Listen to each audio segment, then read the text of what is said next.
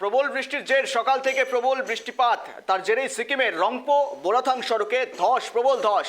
Exclusive দেখাচ্ছি দেখুন, রংপো বোরাথাং সড়কে ধস। সিকিমের রংপো বোরাথাং সড়ক সম্পূর্ণভাবে এই মুহূর্তে অবরুদ্ধ, যান চলাচল সম্পূর্ণ অব্যাহত রয়েছে, যদিও আপাতত কোনো রকম হতাহতের খবর নেই। বরাত জোরে একজন সেখানে বেঁচে গিয়েছেন, দেখুন ছবি দেখাচ্ছি এই মুহূর্তে ধরা পড়েছে আমাদের ক্যামেরা, যেখানে কোনো ক্রমে এক অফিসার বেঁচে গিয়েছেন।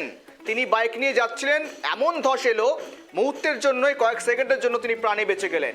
সিকিম রংপো বোরাথাংয়ে সম্পূর্ণভাবে যান চলাচল বন্ধ, অবরুদ্ধ। কথা বলি, সঙ্গে রয়েছে প্রতিনিধি অংশুমান।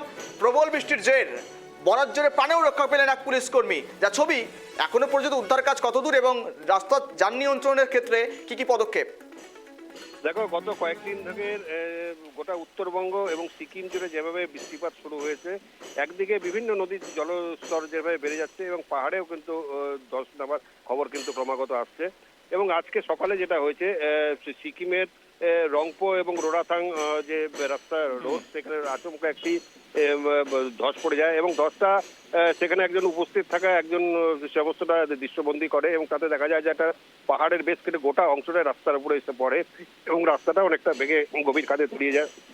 তবে প্রশাসন সূত্রে যেটা জানা গেছে, প্রশাসন কিন্তু তারপরে ওই রাস্তাতে যান চলাচল সম্পূর্ণভাবে বন্ধ করেছে, বিকল্প রাস্তাগুলোতে যাতায়াত করার জন্য অনুরোধ করছে সবাইকে।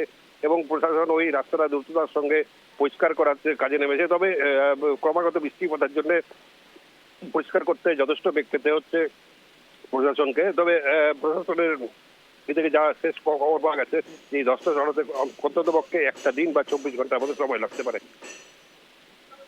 একদম নজর রাখো। ধন্যবাদ অংশুমান। যান চলাচল এই মুহূর্তে সম্পূর্ণ বন্ধ, রাস্তা যান চলাচল নিয়ন্ত্রণের কাজ করছে পুলিশ প্রশাসন। আপাতত রাস্তা সম্পূর্ণভাবে বন্ধ রাখা রয়েছে, রাস্তাঘাট পরিষ্কার করে তারপর যান চলাচল সম্পূর্ণভাবে অবরুদ্ধ ভাব কাটানো হবে। যান চলাচল আপাতত সম্পূর্ণ বন্ধ। সিকিমের ছবি, এই রংপুর রাস্তা পুরোপুরিভাবে এই মুহূর্তে অবরুদ্ধ প্রবল ধসের জেরেই, যদিও আপাতত কোনো হতাহতের খবর উঠে আসেনি।